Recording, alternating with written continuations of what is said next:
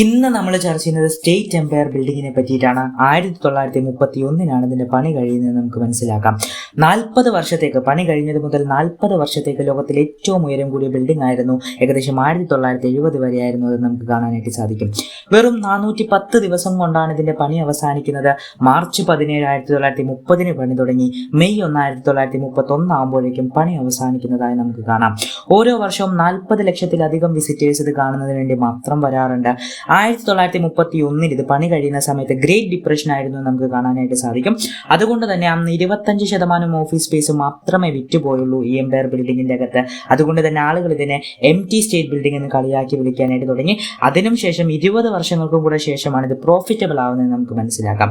443.2 മീറ്ററാണ് ഇതിന്റെ ഹൈറ്റ് ആയിട്ട് പറയപ്പെടുന്നത്. ബിൽഡിങ്ങിന് 381 മീറ്റർ ഹൈറ്റും ഇതിന്റെ ആന്റിനക്കാണ് 62.2 മീറ്റർ ഹൈറ്റ് എന്ന് നമുക്ക് മനസ്സിലാക്കാം.